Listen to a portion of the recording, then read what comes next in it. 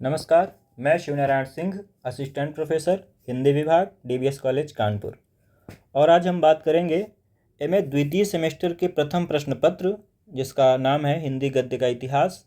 और उसके अंतर्गत प्रथम इकाई जो उसकी है, पहली इकाई, उसकी चर्चा करेंगे। और इसका कथा साहित्य से शुरुआत करेंगे। तो सबसे पहले हम बात करते हैं कि कथा साहित्य होता क्या है। दरअसल जिसे कथा साहित्य कहते हैं, ये कुछ और नहीं है बल्कि उपन्यास और कहानी, इन दोनों ही विधाओं को जब संयुक्त रूप से हम पढ़ते हैं या अध्ययन करने के लिए तत्पर होते हैं तो उसे ही कहा जाता है कथा। तो कथा से तात्पर्य है उपन्यास और कहानी। तो इसके अंतर्गत, इस इकाई के अंतर्गत हम उपन्यास साहित्य का विकास यानी हिंदी उपन्यास साहित्य का विकास और हिंदी कहानी साहित्य का विकास, इसके बारे में चर्चा करेंगे। अब इसके पूर्व, जो कथा के पूर्व जब हम देखते हैं, जैसे कि आचार्य रामचंद्र शुक्ल ने जो हिंदी साहित्य के इतिहास का विभाजन किया था, तो उन्होंने 1050 संवत से लेकर के 1375 संवत तक का जो कालखंड रहा, इसे आदिकाल या वीरगाथा काल। अब जब हम ये देखते हैं तो इसके अंतर्गत इन्होंने मुख्य रूप से केवल काव्य की बात की है, या इसके अंतर्गत केवल कविताएं ही लिखी ही गई हैं। यानी हम देखते हैं कि 1375 संवत तक गद्य हमें मिलता ही नहीं है, और मिलता भी है तो बहुत सीमित मात्रा में मिलता है। तो इसीलिए कहानी या उपन्यास का विकास यहाँ हुआ ही नहीं। इसी प्रकार से जब हम भक्ति काल की बात देखते हैं, इन्होंने जो भक्ति काल जिसे नाम दिया है, यह भक्ति काल का जो समय माना है वो भी 1375 संवत से लेकर के 1700 संवत तक माना।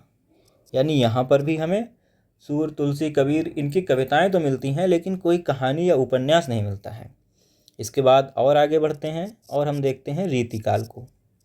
तो रीतिकाल में भी जब हम देखते हैं तो यहाँ पर इसका समय माना गया 1700 से 1900 संवत। संवत से तात्पर्य हुआ, इसमें से यदि 57 घटा दें तो वो ईस्वी निकलता है, यानी कह सकते हैं 1843 ईस्वी। यानी यहाँ तक के कालखंड को मुख्य रूप से कहा जाता है कि ये काव्य का कालखंड है। यहाँ मुख्य रूप से कविताएं ही लिखी गई, गद्य बहुत कम या सीमित मात्रा में लिखा गया। और गद्य इन्होंने फिर माना 1900 संवत से, इसको कहा इन्होंने गद्य काल, और इसी को इन्होंने नाम दिया रामचंद्र शुक्ल ने आधुनिक काल। चूँकि यहाँ पर गद्य की अनेक विधाओं का विस्तार होता है, कहानी, उपन्यास, नाटक, आलोचना, निबंध, यात्रा वृत्तांत, रिपोर्टाज, ढेर सारी विधाओं का। तो यहीं से गद्य काल यानी कि 1843 ईस्वी से, तो हम ये कह सकते हैं कि उपन्यास और कहानी, इन दोनों विधाओं का विकास भी इस तिथि के बाद ही हुआ होगा, इस तिथि के पहले तो नहीं हुआ होगा। और इसी की बात हम इस अध्याय में आगे अब करते हैं। तो हिंदी कथा साहित्य के इतिहास में जब हम बात करते हैं तो उपन्यास और कहानी का इतिहास वस्तुतः आधुनिक भारतीय समाज, राजनीति, मनोविज्ञान, सांस्कृतिक चेतना, इन सब के विकास पर आधारित है, और उन्हीं सब के विकास का एक दस्तावेज है, एक प्रकार से कह सकते हैं। 19वीं शताब्दी से पूर्व जब हम हिंदी साहित्य की बात करते हैं, जैसा कि अभी हमने बात की, तो उसमें केवल पद्य यानी कविताएं ही दिखाई देती हैं, गद्य का बहुत कम मात्रा में अवलोकन होता है। इसका प्रमुख जो कारण रहा वो दरअसल क्या रहा, वो रहा मुद्रण कला यानी कि प्रिंटिंग प्रेस का अभाव। क्योंकि इस तिथि या 1900 के पहले हम देखते हैं, संवत 1900 के पहले, 1850 ईस्वी के पहले, तो मुद्रण कला यानी प्रिंटिंग प्रेस बहुत सीमित मात्रा में थे। अब चूंकि प्रिंटिंग प्रेस ही नहीं थे, तो ऐसा साहित्य जो कंठस्थ किया जा सके, जिसे याद किया जा सके, जो लय में हो, छंद में हो, गाया जा सके, वही ज़्यादा लोकप्रिय हो सकता है। क्योंकि जो साहित्य एक दूसरे को समझाया जा सके, एक दूसरे के कंठ तक पहुंच सके, और ऐसा साहित्य कविता ही हो सकती है, कहानी या उपन्यास नहीं हो सकता। इसीलिए वहाँ पर मूल रूप से हमें दिखाई देती हैं कविताएं। और इस विकास, इस 1900 संवत के बाद हम देखते हैं तो गद्य की विधाएं भी दिखाई देती हैं। आधुनिक काल में अगर बात किया जाए तो प्रेस की स्थापना और वैचारिक आदान प्रदान की आवश्यकता ने गद्य की अभिव्यक्ति को भी एक मुख्य साधन बनाया। और फिर यहाँ पर हम देखते हैं कि कहानियाँ, बड़े बड़े उपन्यास भी आधुनिक काल में लिखे जाते हैं, जो कि विशुद्ध गद्य में लिखे गए। अब हम बात करते हैं हिंदी कहानी के उद्भव और विकास की, कि हिंदी कहानी का उद्भव और विकास कैसे हुआ। तो हिंदी कहानी जिसे हम कहते हैं ये कुछ दशकों तक ही सीमित नहीं है, बल्कि इसकी शुरुआत बहुत पुरानी है। और एक तरह से देखा जाए तो इसको ऋग्वेद के जो संवाद सूक्त मिलते हैं, उपनिषदों में जो रूपक कथाएं मिलती हैं, या फिर जातक कथाएं जो मिलती हैं, या पंचतंत्र, हितोपदेश, कथा सरित सागर, इन सब में कहानियाँ ही भरी पड़ी हैं। इनकी एक बहुत लंबी मौखिक परंपरा है, और अलावों और चौपालों पर बहुत सारी कहानियाँ केवल मौखिक रूप में चलती रहीं, जिसे हम सब सुनते रहते हैं बचपन में। और कुतूहल, काल्पनिकता, तिरंजना, रोमांच, ये सब उसके मुख्य तत्व होते थे। लेकिन आधुनिक काल में जिसे हम गद्य के विकास की बात कहते हैं, यहाँ पर वैचारिक जागरण और विशेष करके 20वीं शताब्दी के प्रारंभ में पत्र पत्रिकाओं ने, मुख्य रूप से सरस्वती पत्रिका जो रही उसने, इसके उदय की वाचिक परंपरा को एक सुनिश्चित, यथार्थवादी और लिखित स्वरूप प्रदान किया। यानी इसके पूर्व जो हम यहाँ पर देखते थे ऋग्वैदिक काल में या कथा सरित सागर में, या उसके पश्चात जो अलावों और चौपालों की कहानी थी, उससे आधुनिक काल की कहानी अपने कहानी कला के तत्वों के आधार पर भिन्न है। क्योंकि यहाँ पर कुछ निश्चित मानक बनाए गए कि ये मानक होंगे तभी उसे हम कहानी का दर्जा देंगे, और वहाँ से जो एक शुरुआत हुई उसे कहते हैं हिंदी साहित्य के अंतर्गत कहानी। इसके अंतर्गत इसके पूर्व जो थे उन्हें हम हिंदी साहित्य की कहानी के अंतर्गत नहीं शामिल करते हैं। अब हम देखते हैं कि हिंदी, अब दरअसल प्रेमचंद को आधार बना करके हिंदी कहानी के विकास क्रम को हम मानते हैं कि यहाँ से हिंदी कहानी का विकास शुरुआत होती है। अब चूंकि एक केंद्रीय पुरुष मान लिए गए प्रेमचंद, क्योंकि प्रेमचंद कहानी और उपन्यास के क्षेत्र में सर्वाधिक महत्वपूर्ण रचनाकार रहे, तो अब प्रेमचंद के पहले जो लिखा जाता था उसे कह दिया गया पूर्व प्रेमचंद युग या प्रेमचंद पूर्व युग।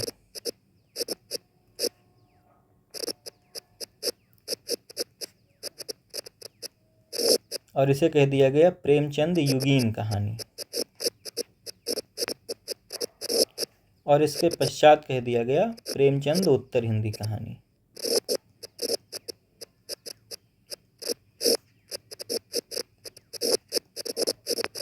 तो इस तरह से इसको विभाजित कर लिया गया, प्रेमचंद को एक मूल कथाकार मान करके, और इसी के आधार पर हम यहाँ पर चर्चा कर रहे हैं।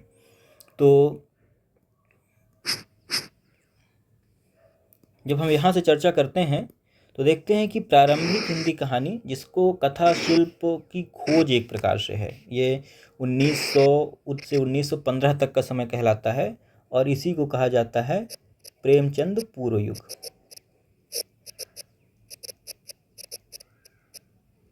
हिंदी कहानी के क्षेत्र में अब इसमें 1900 ईस्वी में महावीर प्रसाद द्विवेदी, जो एक महत्वपूर्ण विद्वान हुए हिंदी साहित्य के, उन्होंने सरस्वती पत्रिका के संपादन किया, और उन्होंने हिंदी कहानी को एक बहुत अत्यंत विकास और प्रामाणिक रूप से उसको पहचान दिलाई।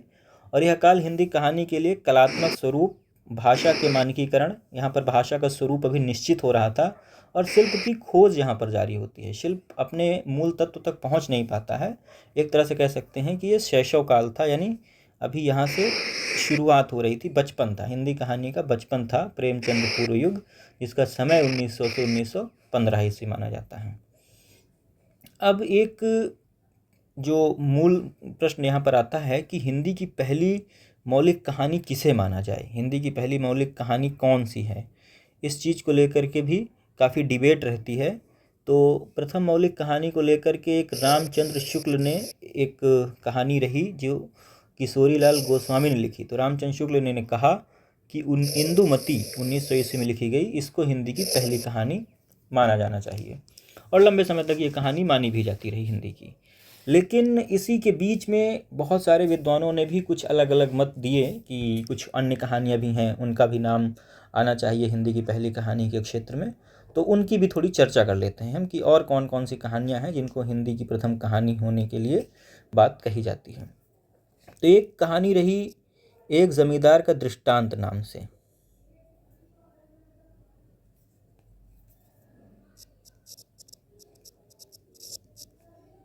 एक जमींदार का दृष्टांत, और ये कहानी लिखी थी रेवरेंड जे न्यूटन नामक एक विद्वान ने।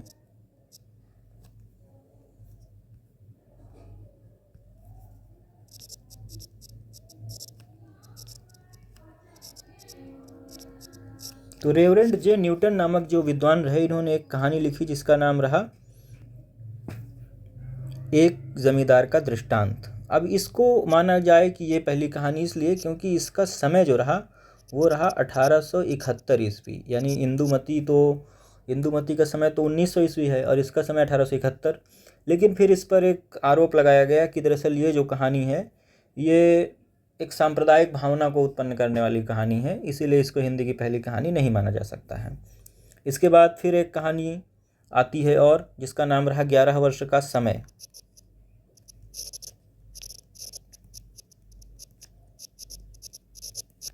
इसे लिखा रामचंद्र शुक्ल ने 1903 ईस्वी में। लेकिन फिर इस पर भी कुछ विवाद आए और इसको भी हिंदी की पहली कहानी होने का गौरव नहीं प्राप्त हो पाया। इन सभी के बीच में एक कहानी आती है जो अत्यंत महत्वपूर्ण कहानी होती है और आधुनिक शोधों के अनुसार माना गया कि यही हिंदी की पहली कहानी मान लेनी चाहिए, और उसका नाम हुआ एक टोकरी भर मिट्टी, जो कि यहाँ पर दिया हुआ भी है। तो एक टोकरी भर मिट्टी को हिंदी की पहली कहानी मान लिया गया। माधवराव सप्रे इसके दरअसल लेखक हुए। माधवराव सप्रे ने ये कहानी लिखी थी 1901 ईस्वी में। और कई बार परीक्षा में ये भी पूछ लेता है कि इस कहानी के कौन सी पत्रिका से प्रकाशित हुई, तो इस कहानी की पत्रिका का नाम है छत्तीसगढ़ मित्र।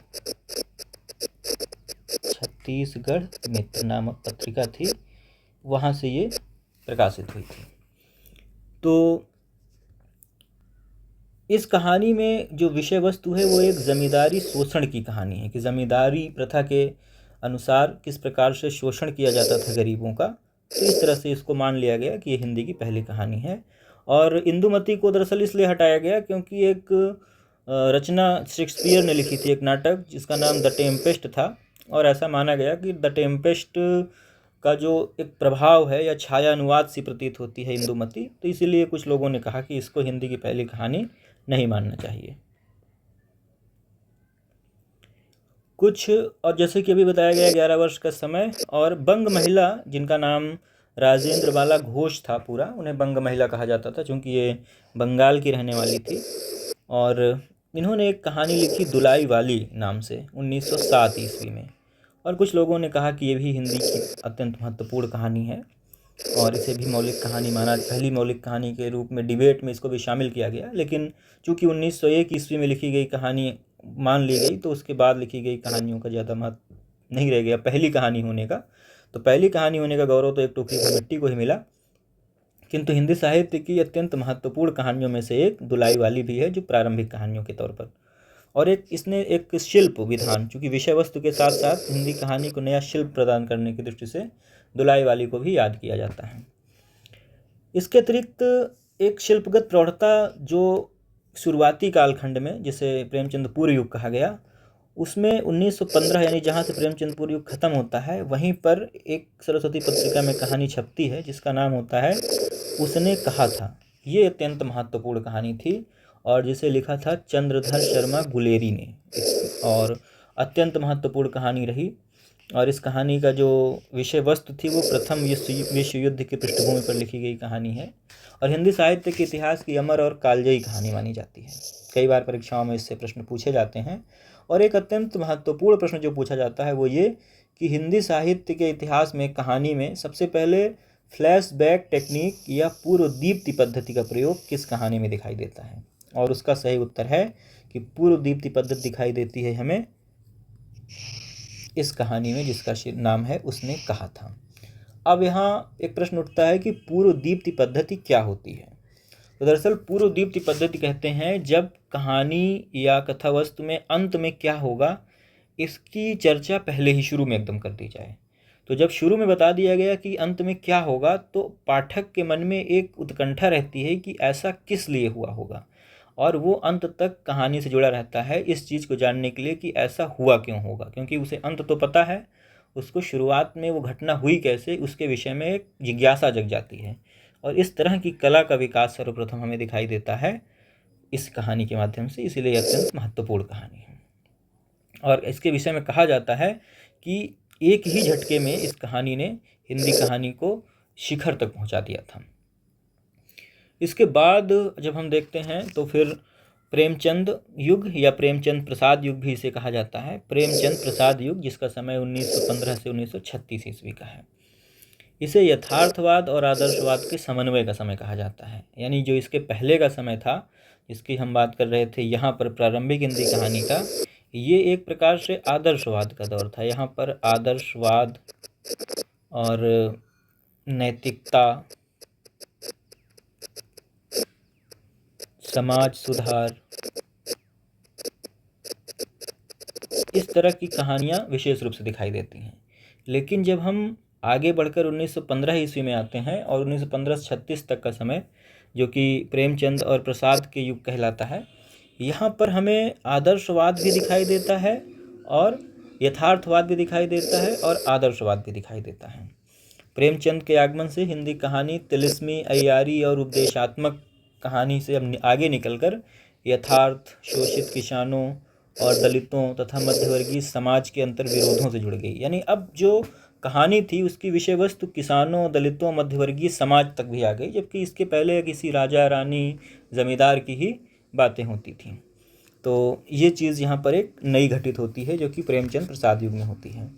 प्रेमचंद की कुछ महत्वपूर्ण कहानियाँ जो शुरुआती दौर में लिखी गई, उनमें से एक महत्वपूर्ण कहानी थी सौत, जो कि 1915 में ही लिखी गई।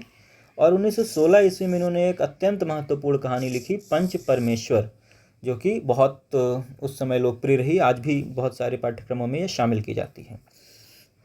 और उन्होंने अपने जीवन काल में लगभग 300 कहानियाँ लिखी प्रेमचंद ने, और जो मानसरोवर के 8 भागों में, 8 खंडों में इन्हें संकलित किया गया है। उनकी आरंभिक कहानियों को आदर्शोन्मुखी कहानियाँ कहा जाता है। यानी जो इन्होंने आरंभिक कहानियाँ लिखी उनको कहा जाता है कि ये आदर्शोन्मुखी कहानी है। आदर्शोन्मुखी से तात्पर्य होता है ऐसी कहानी जो आदर्श की सृष्टि करती है। जैसे कोई नायक है, वो ऐसा चरित्र दिखाता है उसका कि अंत में बुराई जो है वो हार जाती है और अच्छाई जीत जाती है। हर बार कहानी में यही दिखा देना, ये कहलाता है आदर्शवाद। जैसे उनकी कहानी नमक का दरोगा है, या फिर पंच परमेश्वर कहानी भी, जिसमें अंततः सब कुछ ठीक कर दिया जाता है, उसे कहते हैं आदर्शोन्मुखी यथार्थवाद। एक तरह से इस कालखंड की जो कहानियाँ हैं, एक तरह से कहें तो 1916 से लेकर 1925 तक का जो दौर होता है, इस दौर में प्रेमचंद ने जो कहानियाँ लिखी, ये आमतौर पर आदर्शोन्मुखी कहानियाँ रही। और फिर 1925 के बाद 1926 से 1936 ईस्वी तक इन्होंने जो कहानियाँ लिखी, वो आमतौर पर यथार्थवादी कहानियाँ रहीं, घोर यथार्थवादी कहानियाँ रहीं, या नग्न यथार्थवादी कहानियाँ भी हम इन्हें कह सकते हैं। ये जो नग्न यथार्थवादी कहानियाँ, क्योंकि इस दौर की कहानियों में अब भूख, दरिद्रता मनुष्य की संवेदनाओं को भी मार सकती है। और घीसू और माधव जो उनके 2 पात्र हैं कफन कहानी में, वो इसका बिल्कुल जीवंत प्रतीक हैं। तो कफन और पूस की रात जैसी कहानियाँ इनकी नग्न यथार्थवादी कहानी हैं, जबकि नमक का दरोगा और पंच परमेश्वर जैसी कहानी आदर्शोन्मुखी यथार्थवादी कहानी है प्रेमचंद की। और इसी कड़ी में जब हम आगे बढ़ते हैं तो हम देखते हैं जयशंकर प्रसाद भी इसी दौर में ठीक इन्हीं के समानांतर लिख रहे थे प्रेमचंद के। तो जयशंकर प्रसाद की जो कहानी कला है वो सामाजिक न होकर के मनोवैज्ञानिक अधिक है और काव्यात्मक भी। तो प्रसाद ने अपना जो विषय वस्तु लिया कहानी का, जिसे कंटेंट कहते हैं, विषय वस्तु लिया मनोवैज्ञानिक, और इन्होंने शिल्प लिया काव्यात्मक। और इनकी जो प्रसिद्ध कुछ कहानियाँ रहीं, वो आकाशदीप अत्यंत महत्वपूर्ण कहानी, पुरस्कार, गुंडा, मधुआ, इस तरह की कहानियाँ इन्होंने लिखी, जो आमतौर पर ऐतिहासिक, सांस्कृतिक और दार्शनिक पृष्ठभूमि पर आधारित होती थी। जबकि जब हम प्रेमचंद की कहानियों की बात करते हैं तो आमतौर पर ये केवल सामाजिक जीवन के यथार्थ की कहानियाँ होती थी, जिसमें किसी गरीब, किसी मजदूर, किसी किसान का जिक्र होता था। जबकि प्रसाद जी ने ऐतिहासिक और सांस्कृतिक और दार्शनिक विषय वस्तु बनाई अपनी कहानियों की विषय वस्तु। इसीलिए इनकी कहानियाँ आमतौर पर अंतर्मुखी और मनोवैज्ञानिक द्वंद्व पर आधारित हो जाती हैं। इसी दौर यानी प्रसाद और प्रेमचंद के दौर में ही विश्वंभर नाथ शर्मा कौशिक एक अत्यंत महत्वपूर्ण रचनाकार रहे, जिन्होंने एक कहानी लिखी ताई शीर्षक से। और बहुत महत्वपूर्ण भी रही। और सबसे महत्वपूर्ण रचनाकार इसी दौर के एक रहे और जिनका नाम रहा सुदर्शन, और अत्यंत महत्वपूर्ण कहानी लिखी हार की जीत, जो बाबा भारती और खड़ग सिंह जिसके प्रमुख पात्र हैं, सभी इस नाम से परिचित होंगे, बाबा भारती और खड़ग सिंह। इसके अलावा अगर बात करें तो पांडे बेचन शर्मा उग्र, इन्होंने सामाजिक रूढ़ियों पर भी ढेर सारी कहानियाँ लिखी इसी कालखंड में। इसके बाद जब हम आगे बढ़ते हैं तो हम देखते हैं प्रेमचंद उत्तर दौर की बातें। प्रेमचंद उत्तर का मतलब हुआ प्रेमचंद के पश्चात का दौर, और इसमें 1936 से 1956 तक का जो समय रहा, इसको हम इसके अंतर्गत रखते हैं। प्रेमचंद के बाद मूल रूप से जो दो धाराएं हमें दिखाई देती हैं, एक मनोविज्ञान की धारा और एक प्रगतिशीलता की धारा या प्रगतिवादी धारा जिसे कहते हैं।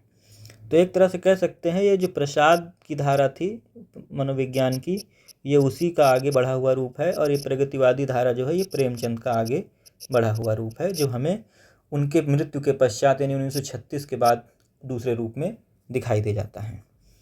तो इस दौर में मुख्य रूप से जो मनोविश्लेषणवादी धारा है, इसमें सिगमंड फ्रायड, एक जो पाश्चात्य विद्वान और डॉक्टर हुए, उनसे प्रभावित होकर कुछ लोगों ने जो लिखा साहित्य, उनको कहते हैं। और इसमें इन्होंने अचेतन, अवचेतन और उपचेतन तीन प्रकार के जो मन की स्थितियों की चर्चा की, और इन्होंने सिगमंड फ्रायड ने उसी को एक तरह से अपने साहित्य का आधार बनाया। जैसे कि जैनेन्द्र कुमार ने एक कहानी लिखी पाजेब शीर्षक से और फांसी शीर्षक से, जिसमें व्यक्ति के अंतर्मन और नैतिक द्वंद्वों का चित्रण किया गया। इसमें बहुत ज़्यादा सामाजिक बातें नहीं की गई, किसी गरीबी, शोषण, अत्याचार की नहीं, बल्कि व्यक्ति के अंतर्मन की चर्चा की गई और नैतिक द्वंद्वों की चर्चा की गई। इसी प्रकार से जब हम अज्ञेय की बात करते हैं तो हम देखते हैं कि अज्ञेय ने विपथगा, कोठरी की बात जैसी कहानियाँ लिखी, जिसमें दिखाई देता है उनका अस्तित्ववाद, व्यक्ति की स्वतंत्रता, अलगाव, इस तरह की विषय वस्तु। इलाचंद्र जोशी इस कालखंड के तीसरे महत्वपूर्ण विद्वान रहे कहानीकार, जिन्होंने हीन भावना, काम कुंठाओं को आधार बना करके कहानियाँ लिखी। तो यहाँ पर से हम दो तीन बातें जो मुख्य रूप से देखते हैं वो ये देखते हैं कि जैनेन्द्र कुमार एक अत्यंत महत्वपूर्ण रचनाकार हुए मनोविश्लेषणवादी धारा के अंतर्गत, और एक अत्यंत महत्वपूर्ण रचनाकार हुए अज्ञेय, और एक इलाचंद्र जोशी। तो इन तीनों को संयुक्त रूप से कहा जाता है प्रेमचंदोत्तर युग की मनोविश्लेषणवादी धारा के लेखक, जैनेन्द्र कुमार, अज्ञेय और इलाचंद्र जोशी, जो मन की गुत्थियों को, मन के अंदर उठने वाले प्रश्नों को, नैतिक द्वंद्वों को आधार बनाकर कहानियाँ लिखते थे। और इसी दौर में इन्हीं के समानांतर प्रगतिवादी लेखक भी रहे, जिन्होंने प्रगतिशील कहानियाँ लिखी, जिसकी चर्चा हम यहाँ पर अब कर रहे हैं। तो प्रगतिवादी या मार्क्सवादी भी इसे कहा जाता है। 1936 में प्रगतिशील लेखक संघ की स्थापना हुई लखनऊ में, और वहीं से दरअसल ये धारा का विकास हुआ, जिसे मार्क्सवादी चेतना भी कहा जाता है।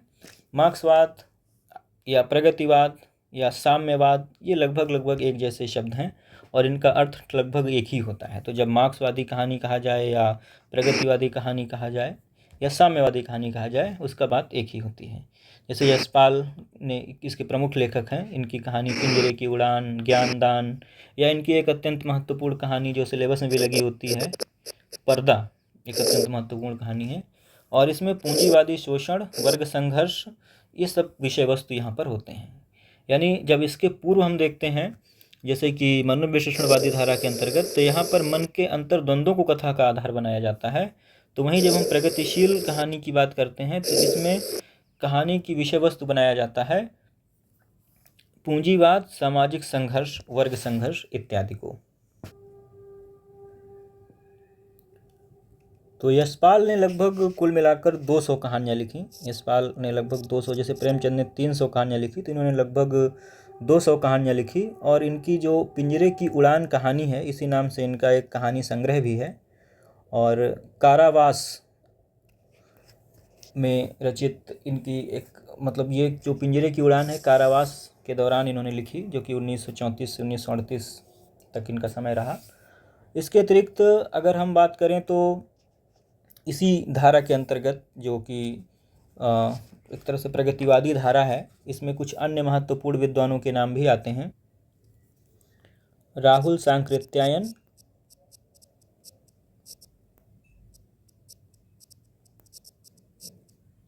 और रांगेय राघव, ये दो रचनाकार विशेष रूप से, जैसे इसके पहले जो हमने बात किया उस धारा के अंतर्गत जैनेन्द्र कुमार, अज्ञेय और इलाचंद्र जोशी इसके तीन मुख्य स्तंभ माने जाते हैं मनोविश्लेषणवादी धारा के। उसी प्रकार से यहाँ पर प्रगतिवादी धारा के मुख्य आधार स्तंभ यशपाल, रांगेय राघव और राहुल सांकृत्यायन, ये तीनों माने जाते हैं। और रांगेय राघव ने एक अत्यंत महत्वपूर्ण कहानी लिखी जिसका नाम रहा गदल। अत्यंत महत्वपूर्ण कहानी इनकी ये रही है। इसके बाद जब हम आगे बढ़ते हैं तो हम देखते हैं नई कहानी धारा। नई कहानी आंदोलन, जिसका समय आमतौर पर 1956 ईस्वी से स्वीकार किया जाता है। अब ये नई कहानी आंदोलन महानगरीय बोध और अजनबीपन की कहानी थी। इसके पहले जब से हम देखते हैं तो या तो कहानी लिखी गई मानव मन के अंतर्मन की गुत्थियों की, या फिर कहानी लिखी गई किसी शोषण अन्याय की। लेकिन यहाँ पर आकर अब देश आज़ाद हो चुका है और समस्याएं दूसरे प्रकार की हैं। अकेलापन, कुंठा, अवसाद, औद्योगिकरण के कारण व्यक्ति अपने घरों से दूर हो गया है, अकेलेपन की ज़िंदगी शहर में जी रहा है। तो चूँकि स्थितियाँ बदली तो अब कहानी की विषय वस्तु में भी काफ़ी परिवर्तन देखने को मिलता है। और हम देखते हैं कि यहाँ पर सामाजिक मोहभंग, औद्योगिकीकरण, गांव से महानगरों की ओर भारी पलायन, ये सब हिंदी साहित्य में भी अभिव्यंजित होने लगता है। ये जो सामाजिक राजनीतिक स्थितियाँ थीं समाज की उस समय के, वो कहानियों में भी प्रतिबिंबित होता है। और इन्हीं सब की पृष्ठभूमि में नई कहानी आंदोलन का जन्म होता है। अब नई कहानी आंदोलन यहाँ से शुरुआत होती है और इस आंदोलन के तीन प्रमुख स्तंभ माने जाते हैं, मोहन राकेश, कमलेश्वर और राजेंद्र यादव। ये तीन अत्यंत महत्वपूर्ण नाम हैं जिन्हें हमेशा याद रखना चाहिए, मोहन राकेश, कमलेश्वर और राजेंद्र यादव, जिन्होंने नई कहानी आंदोलन की नींव रखी। तो 1956 ईस्वी में इसकी शुरुआत मानी जाती है। और नई कहानी आंदोलन की अगर बात करें तो इसमें जो मूल बात थी वो ये कि पारंपरिक वायवीय आदर्शों को पूरी तरह से नकार दिया गया। यानी आदर्शवादिता तो यहाँ पर पूरी तरह से खारिज हो जाती है। और इस दौर की कहानियों में मध्यवर्गीय जीवन के अकेलेपन, अजनबीपन, पारिवारिक विघटन और विशेष रूप से स्त्री पुरुष संबंधों में आ रहे बदलावों को, विवाह संस्था के टूटन का यथार्थवादी अंकन किया गया है। यानी ऐसी विषय वस्तु को आधार बनाया गया जिस विषय वस्तु पर इसके पूर्ववर्ती रचनाकार कम मात्रा में लिखते थे या लिखने से गुरेज करते थे। जैसे कि कामकाजी स्त्रियों के कारण अब अभी तक केवल पुरुष काम करने के लिए बाहर निकलते थे, अब स्त्रियां भी निकल रही हैं, तो स्त्री पुरुष संबंधों में भी परिवर्तन आया। विवाह संस्था जो कि एक अटूट संस्था मानी जाती थी, उस पर भी दरार दिखाई देने लगती है, बहुत सारे तलाक के केसेस आने लगते हैं। तो उन सब को भी कहानियों में अब जगह दी जाती है और बड़ी बेबाकी और यथार्थवादी तरीके से। तो ये जो कहानी, नई कहानी की मूल विशेषता यही रही कि यहाँ पर अब किसी प्रकार की लाग लपेट या आदर्श की बात बिल्कुल नहीं होती है। रचनाकार सत्य को केवल उधेड़ कर रख देता है, वो उसमें किसी भी प्रकार की अपनी तरफ से तत्व नहीं जोड़ता है। जीवन जैसा है, समाज जैसा है, उसको नग्न यथार्थ के रूप में बिल्कुल वैसा का वैसा रख देना ही दरअसल नई कहानीकारों की मूल विशेषता रही है। एक जो अन्य महत्वपूर्ण विशेषता रही नई कहानी की, वो रही भोगा हुआ यथार्थ। इसके पूर्व जब हम बात करते हैं तो हम भोगे हुए यथार्थ की उतनी चर्चा नहीं करते। यहाँ नई कहानीकारों का मानना है कि जीवन में जो जिसका सत्य है, रचनाकार ने जिस सत्य को हासिल किया है वो उसी सत्य को अभिव्यक्त कर सकता है। ऐसा नहीं है कि एक रचनाकार जिस विषय वस्तु, जिस पृष्ठभूमि में कभी जिया ही नहीं है, वो उस तरह की कहानियाँ, उस तरह का साहित्य लिखे। तो इसे कहा गया भोगा हुआ यथार्थ। यानी अच्छा और प्रामाणिक साहित्य वही है जो रचनाकार के अपने निजी जीवन के अनुभवों से निकल कर आया होगा। और दूसरी एक महत्वपूर्ण बात रही कि कहानी में हमेशा एक उद्देश्य की चर्चा होती थी कि कहानी का एक अंत ऐसा होना चाहिए। यहाँ पर वो भी टूट जाता है। यहाँ रचनाकारों का मानना है कि हम कहानियाँ इसलिए लिखते हैं कि कहानी जीवन के किसी सत्य को उद्घाटित कर रही है, उसका कोई उद्देश्य होना ज़रूरी नहीं है। यानी उद्देश्यहीनता भी यहाँ की कहानियों में कई बार हमें दिखाई देती है। जैसे कि परिंदे कहानी जब हम देखते हैं, जो कि नई कहानी की पहली कहानी संग्रह परिंदे को ही माना जाता है, नामवर सिंह ने ऐसा माना। तो परिंदे जो कि 1960 का संग्रह रहता है, इस संग्रह में जो कहानी परिंदे है इसको आदर्श नई कहानी कह सकते हैं, क्योंकि ये कहानी पढ़ते हुए कोई इस कहानी का उद्देश्य नहीं दिखाई देता। बस जीवन में एक स्थितियां हैं कि जो कुंठित, अपने समय से पलायनवादी, अकेलेपन, अजनबीपन के शिकार लोग हैं, वो किस तरह का जीवन जीते हैं। तो ये एक तरह से यहाँ पर हम देख सकते हैं जो नई कहानी की विशेषताएं हैं वो इन कहानियों में दिखाई दे सकती है। इसके अलावा भी कई सारी कहानियाँ हैं, जैसे ज़िंदगी और जोक, मछलियाँ, मेरा दुश्मन, बादलों के घेरे, सोई हुई दिशाएं, गुल की बन्नो। इन सारी कहानियों में हम नई कहानी के तत्व देख सकते हैं। और नई कहानी के तत्वों में सामाजिक संबंधों में अभाव और अकेलापन, संत्रास, कुंठा, निरर्थकता बोध, ये सारे तत्व विशेष रूप से रहते हैं। और इन तत्वों का समावेश जहाँ होता है वही नई कहानी का दौर कहलाता है। और फिर इसके पश्चात जब ये दौर ख़त्म होता है तो कई सारे आंदोलन एक साथ दिखाई देते हैं, जैसे कि अकहानी आंदोलन, सचेतन कहानी, सहज कहानी, समानांतर कहानी, सक्रिय कहानी, जनवादी कहानी। तो ये नई कहानी आंदोलन के पश्चात के कालखंड हैं। और यहाँ तक हम बात की आज तक नई कहानी। इसके आगे की चर्चा अगले व्याख्यान में। धन्यवाद।